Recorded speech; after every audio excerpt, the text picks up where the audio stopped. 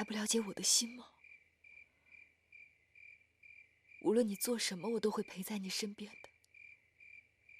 所以，你不要一个人扛着，告诉我，我帮你一起分担。你真的想知道这一切吗？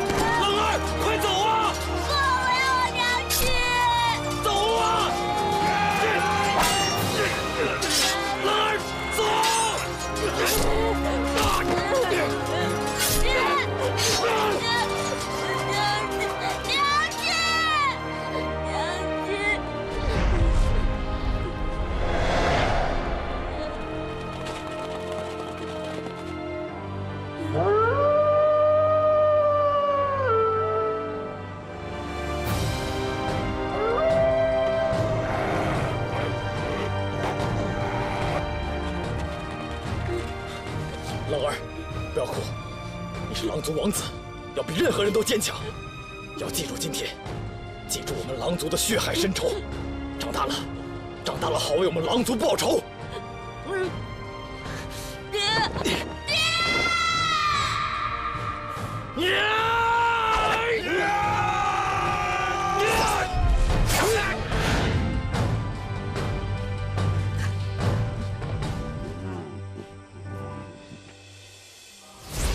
冷大哥，我跟你一起去寻找你灭族的仇人，一起去手刃了他，替你父母和族人报仇。瑶花，其实我跟你说这些，只是希望你安心。你有你的生活，而我有我的宿命。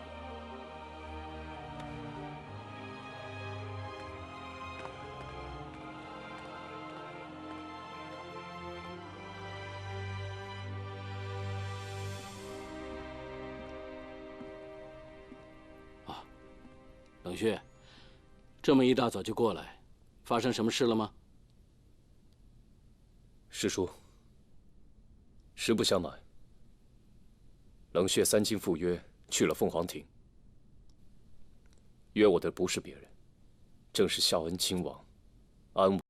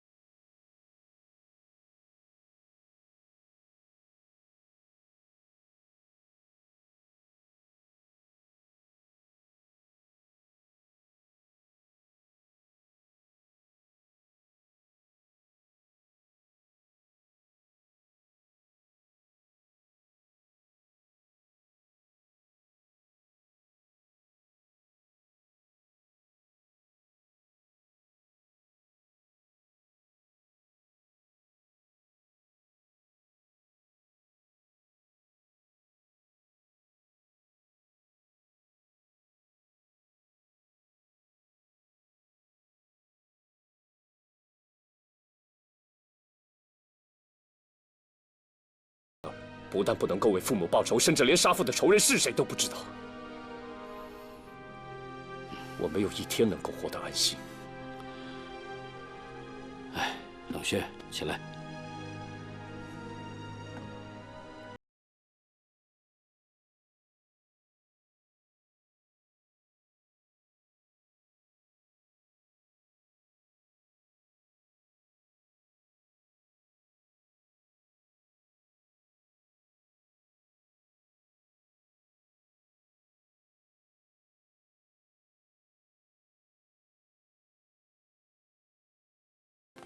少爷，你回来了，王爷一直很想念你。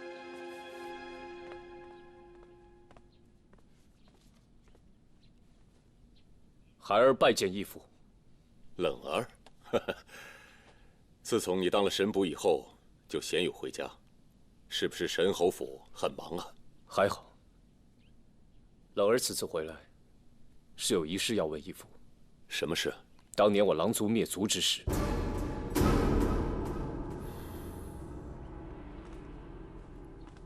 这件事情一直压在我心头10多年了。如今你已经长大成人，也是该知道此事的时候了。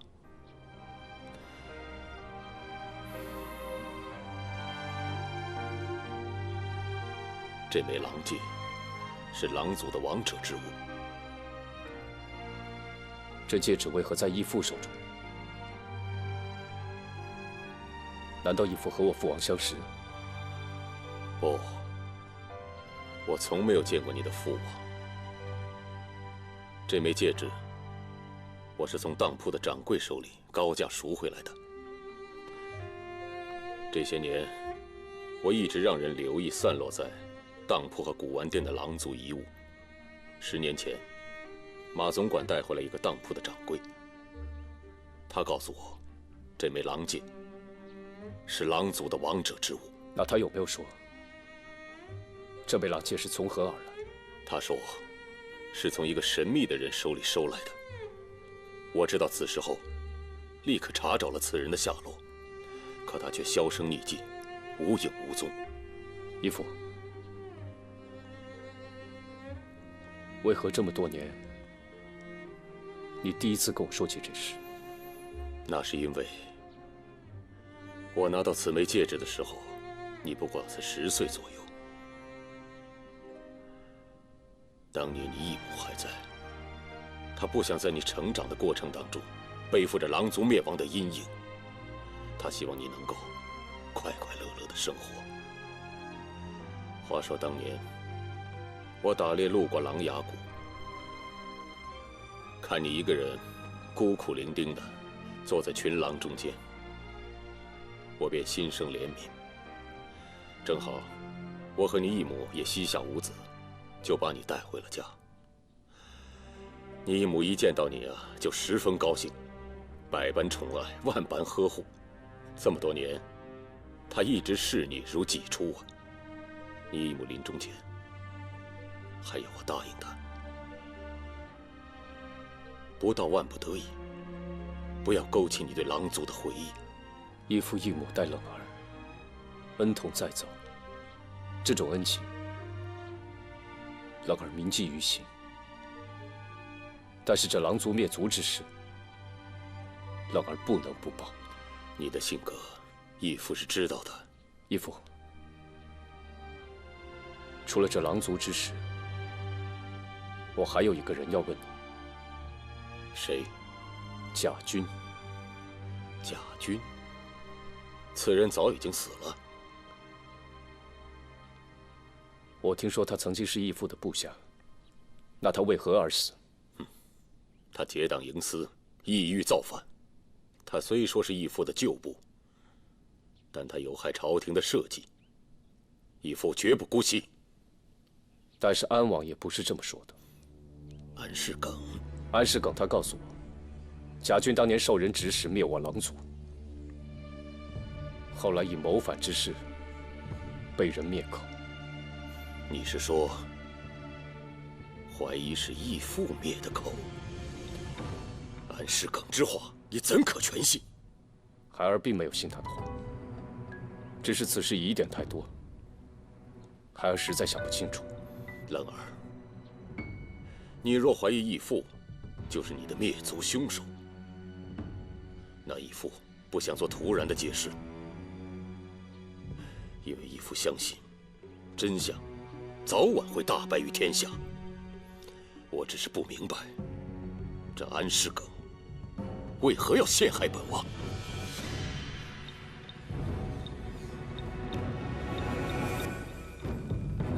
春明姐，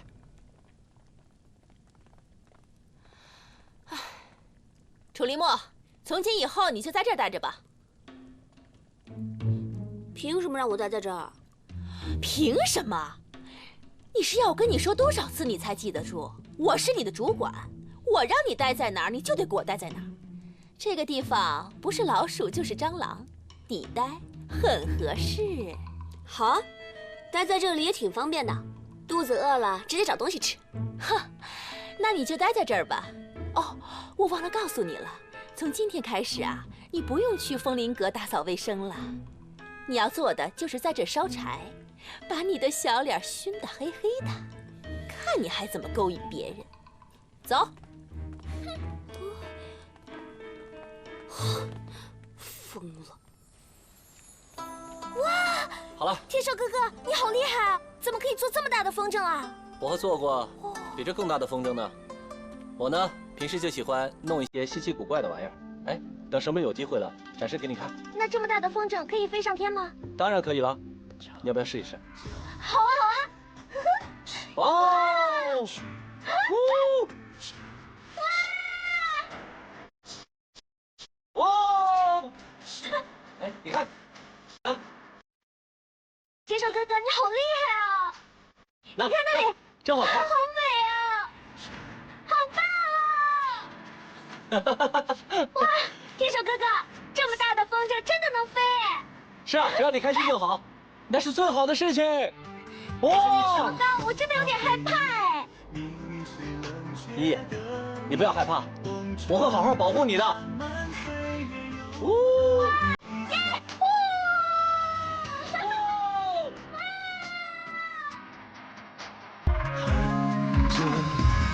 天寿哥哥，我今天真的好开心啊！我一直想有人陪我放风筝，没想到你今天居然让我站在风筝上面，你真的是太厉害了。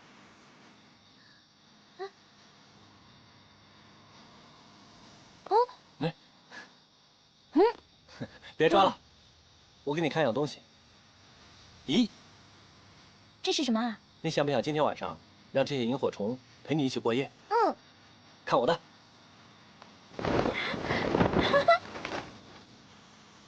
哇！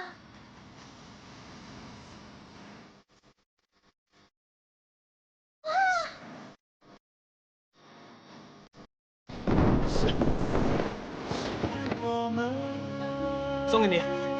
哇，好漂亮哦！天寿哥哥，你也太厉害了。哦。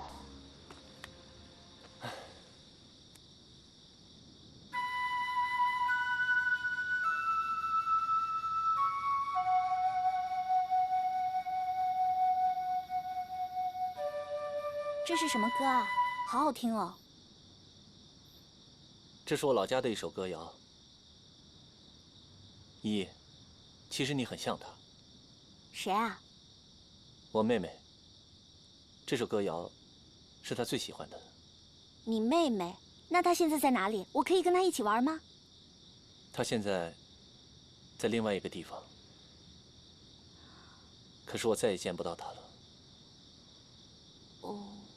依依，如果没有我，你立刻回到家乡，好好生活。你怎么可以说这种话？什么叫如果没有你？我是你京城里唯一的好朋友，我怎么会丢下你呢？其实我并没有你说的那么好，你不了解我。我怎么会不了解你呢？我相信你就是一个好人。时候不早了，我送你回秋云观吧。我还没玩够呢，你再陪我玩一下嘛，正好把那首歌谣再吹一遍。来嘛来嘛来嘛，我们坐下。来，再吹一次嘛。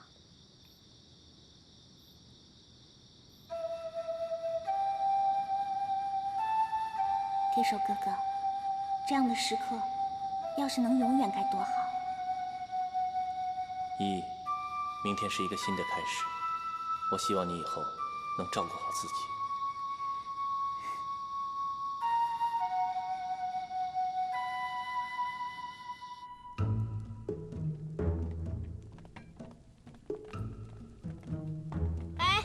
你们几个别干了，出去吧。是。哎呀，楚林墨，你手脚给我麻利着点儿，这么点活就干得手忙脚乱的。我看你呀，就是落毛的凤凰不如鸡。你小的时候家境还不错吧？谢谢春萍姐的关心，这是我个人的事情，不劳您管。好，我不管。叶儿，跟我走，我有事要安排你。这么多活儿，林墨一个人吃不消的。吃不消也得吃，谁让他嘴那么硬啊？就让他硬到底呀！走。没关系的，叶儿，跟他去，这点活我可以。人家都这么说了，你还不走啊？楚林墨，你一个人可把活给我干好了。要是出了什么娄子，我要你好看。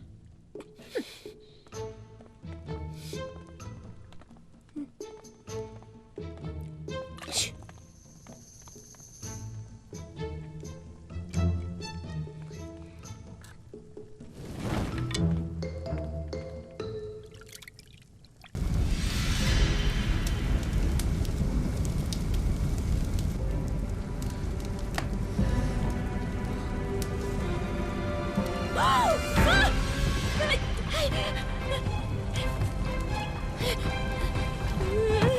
救命啊！失火了！啊！救命！失火了！着火了！救命啊！救命！着火了！着火了！快来人啊！快救火！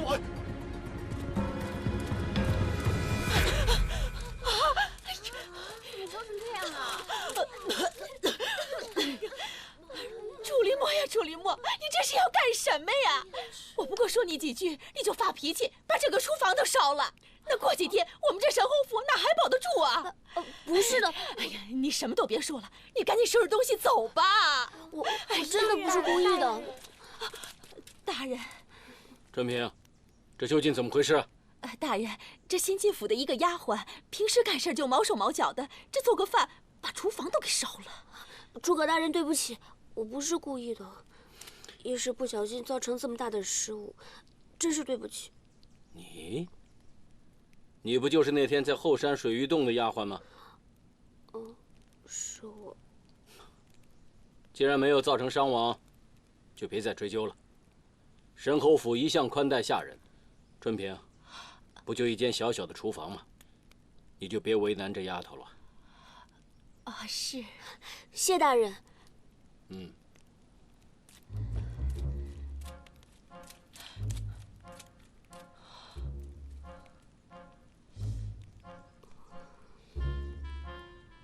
看到没有，就是他，扫把星，把厨房都给烧了，害得我们什么都没得吃。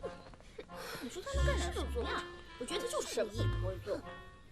林墨，吃点东西。我没胃口，我把厨房给烧了，我也很自责。事情已经发生了，而且你又不是故意的，吃点东西吧，要不然伤身体。楚林墨，吃吧。春萍，放你过去！你还有脸在这吃饭？你简直是我的祖宗！一天到晚给我惹麻烦，我就让你看一下厨房，你就给我捅出这么大娄子来！你这次死定了！我告诉你，诸葛大人宽宏大量，我刘春萍可不是好惹的。干到这个月底啊，你就给我卷铺盖走人！哎，你别走！我又不是故意要烧的厨房，烧了厨房我也很自责。可是，要不是你老针对我，我哪会弄出这么一堆事来？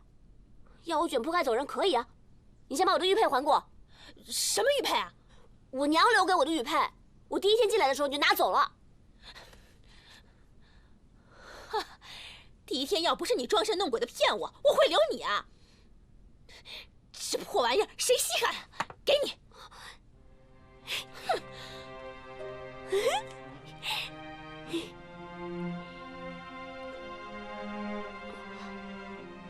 叶儿，如果我以后真离开这里了，那就帮不了你了，你的夫君就得你自己救了。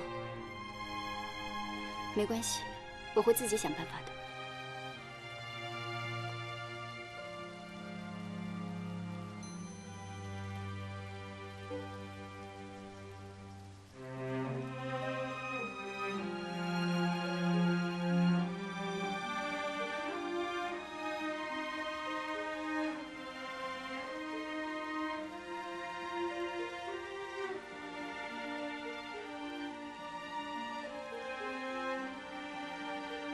娘，明天我就要离开这里了，虽然有点舍不得，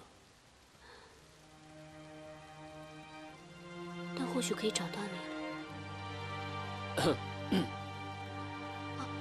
诸葛大人。是你呀。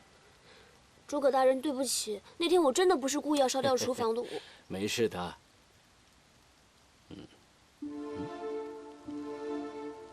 沧海明月，蓝田玉暖。诸葛大人，你怎么会知道刻在后面的字啊？这块玉佩，你是从哪里得到的？这玉佩是我娘给我的。你娘？嗯。你叫什么名字？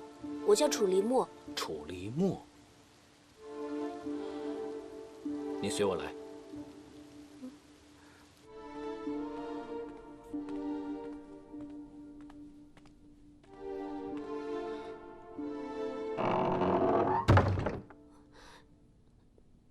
大人，诸葛大人，你这样叫我来这里，到底要做什么呀？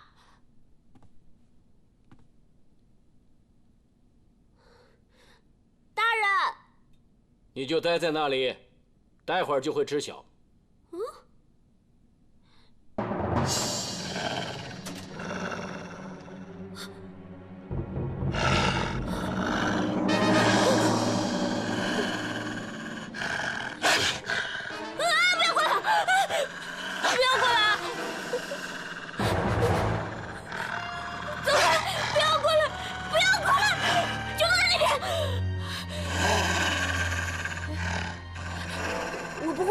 的，待会儿你们让我出去，我拿吃的给你们，有肉啊，有饭的。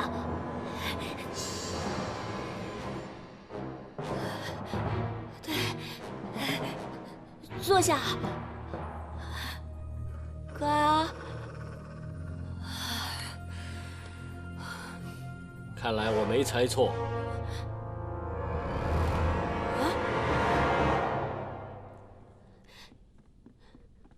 诸葛大人，刚才你是不是故意把我跟那些狼犬放在一起的？我就想看看，你究竟是不是会和狼犬说话。那如果我不会跟那些狼犬说话，我岂不是被他们给咬死了？放心，有我在，他们不会伤你的。诸葛大人，我真不明白了，你为什么要这么做？我就是想试试你的读心术。读心术？嗯。如果你真的会读心术的话，那我的猜测也就没错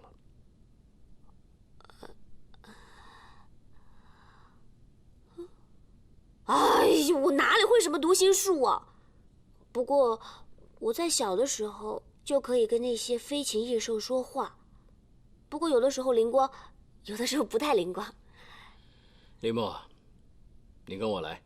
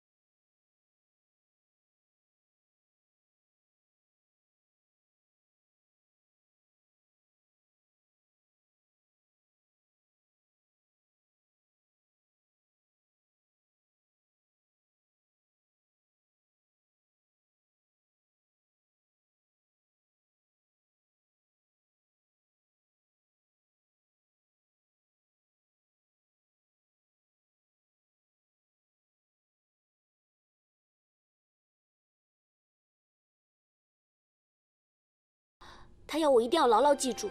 哦，哪2句啊？陌上草离离，故人归不归？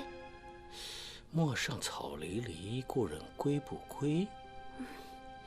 我倒是没有听说过这2句啊。师伯，您是我娘的师兄，一定对她很了解，对不对？您知不知道她去了哪里？你可不可以告诉我任何她的行踪，或者是关于她的一切？关于她的一切，我都想要知道。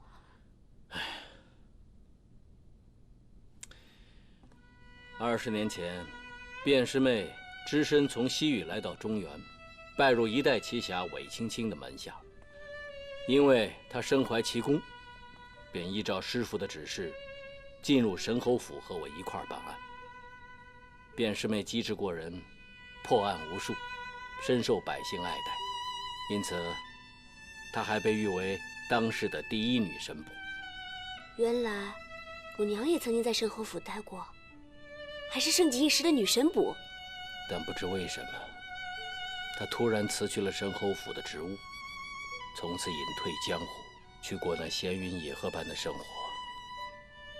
但是在16年前，我收到了一封书信和一样东西。记得信中描述，他是要回到西域去办一件极为重要的事情，但并没有说得很仔细，只是托我代为保管一样东西。什么东西这么重要啊？是一本心法秘籍，叫做《读心术心法》。读心术心法？你娘当年就是凭借着出神入化的读心术，才能够破案无数，屡建奇功。李默啊，你能够和狼犬说话，足以证明你能通鸟兽之语，并可以洞悉他人内心的想法。秀女出逃可是杀头之罪啊！现在她来投靠我，唉，万一给官府知道我窝藏出逃秀女，那就得杀头啊！这下死定了。呀，怎么来了个女的？这女的把东西全部吃光，没东西留给我们吃啊！她是凶是善，我们都还不知道。我们还是赶快进地洞去吧，这洞可以去后街的小巷。我们赶快去找找吃的吧。走吧。你别靠近我啊！别靠近我！我看你这么漂亮，才想靠近你嘛。现在回想起来，有的时候可以，有的时候不行。但是每次好像都是在遇到危难的时候，才能够读出对方的想法。这就对了。你只是遗传了你娘读心术的本能，却不通晓口诀心法，所以只有在危难的时刻，才能激发出你读心术的本能来。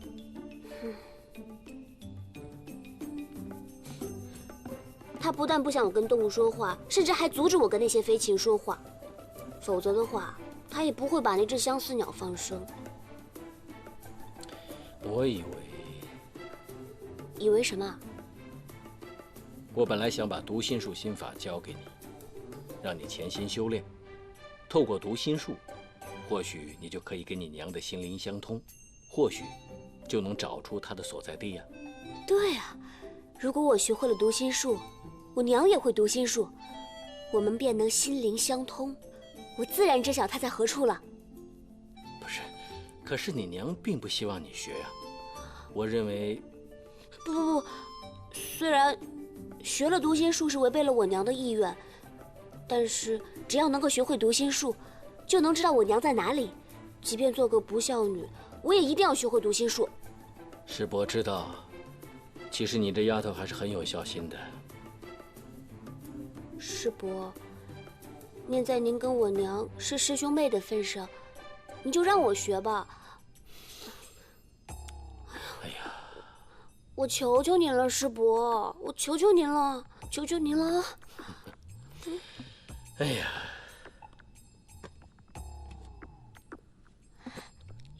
这就是读心术心法。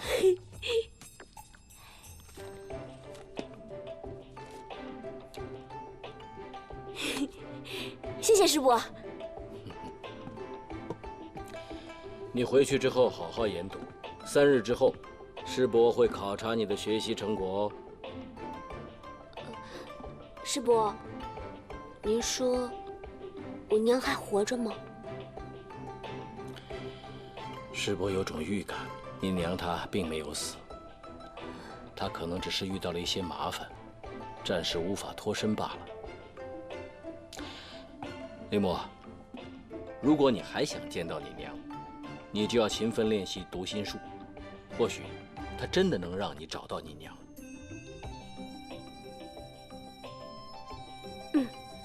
林墨谨记师伯的教诲，必定用心学习，不辜负师伯的一番苦心。但你要记住啊，今天我跟你说的话，千万不能告诉任何人，也绝不能让任何人知道我们之间的关系。在外人面前，你还是得称呼我一声诸葛大人。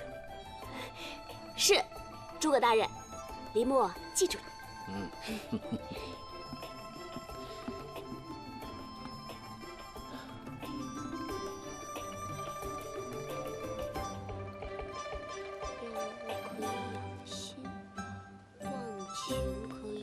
楚林墨，我找了你一整天，你去哪儿了？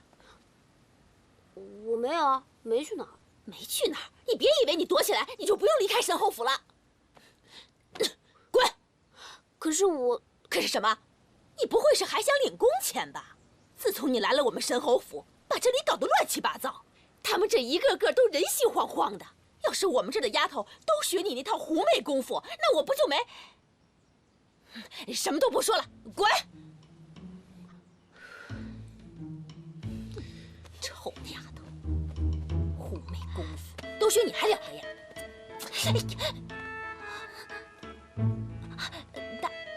大人，诸葛大人，我不是说过吗？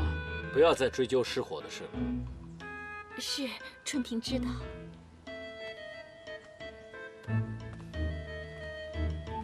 林墨，诸葛大人，平日里，春萍她待你如何呀？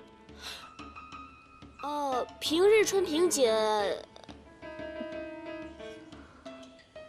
待我很好。春萍，以后你就得对她更好，知道吗？是大人。林墨，你就在神侯府好好的过日子吧。是，谢谢诸葛大人。恭送大人。哎呦，幸亏你这死丫头识趣，懂得分寸，还知道说话。玄萍姐，我只希望我们在神侯府可以和平共处，互相尊重。包袱留下，人也留下吧。是。怎么，诸葛大人好像很疼他啊？就是啊，诸葛大人平时很少管这些小事的，怎么会这么帮着他说话？对啊，就是啊，怎么回事啊？这样呢？难道林墨连诸葛大人也勾引啊？勾引？不会吧？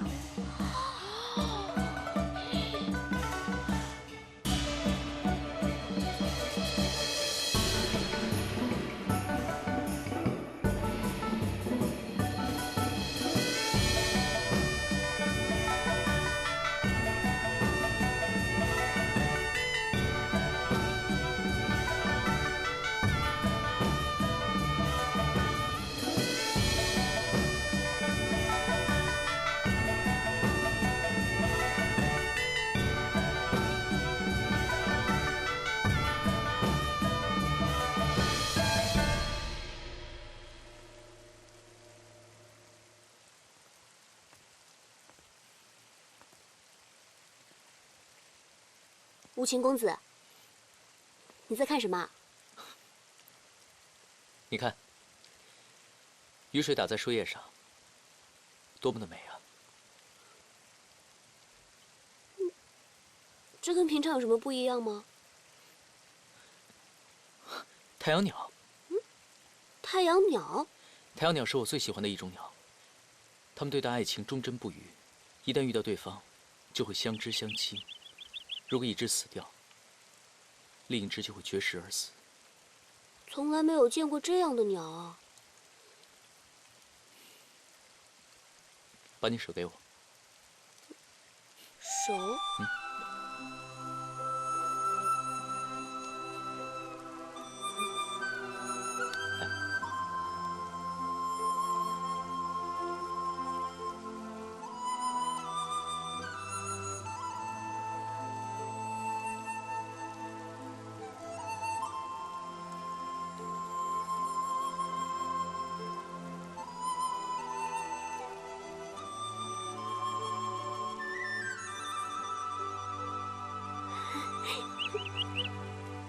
我教你怎么观察它。你静下心，看看能不能静下来。靠在这么英俊的无情公子身上，谁能静下心？我的心跳得好快好快，怎么会呼吸困难呢？林墨，你的心跳怎么那么快？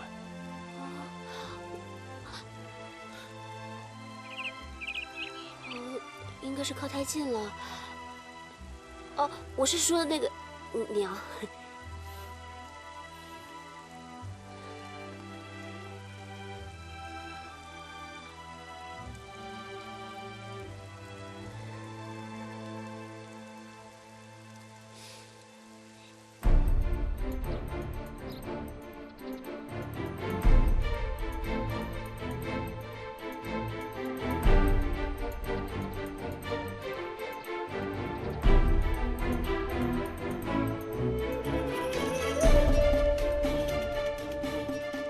神侯府是皇上亲自颁令设立的天子直辖机构。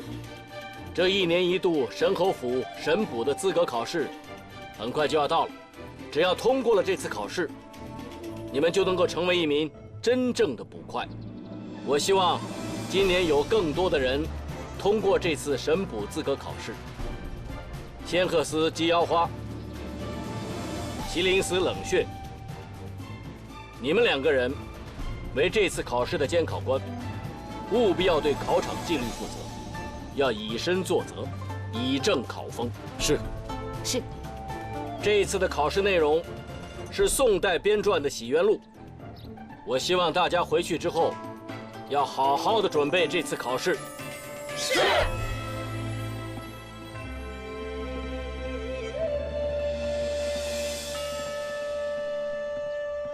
诸葛大人。冷血，从现在开始，你的一切生活起居，全部交由楚林墨负责。师叔，冷血一向独来独往惯了，我不需要丫鬟。是啊，凤林阁是清一色的男捕头，向来没有女子入住的传统。好了，这件事情我已经决定了，你们任何人都不要有意见。大人。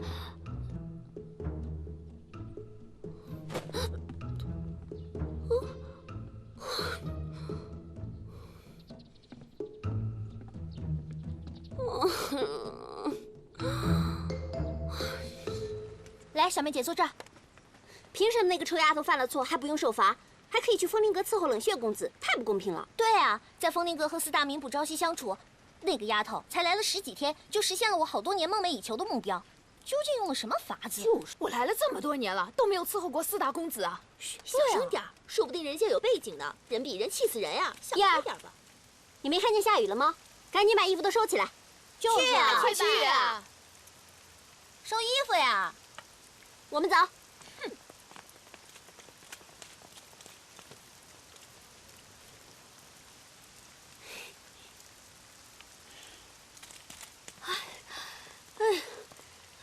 哎呀，他们这些人真过分啊！欺负不了我，就欺负到你头上来了。他们这些雕虫小技难为不到我的，我装得越可怜，就越能麻痹他们。只要我的夫君好，我做什么都愿意。叶儿，你真令人感动。你有什么困难需要帮忙的，就找我。不过你得答应我，不可以做伤害人的事情啊。林墨，我说过，我只要他一点点的血，我不会害人的。现在我要去照顾，哎，以后见你的时间就少了，你要好好照顾自己哦。嗯，我只要血药，别的都不要。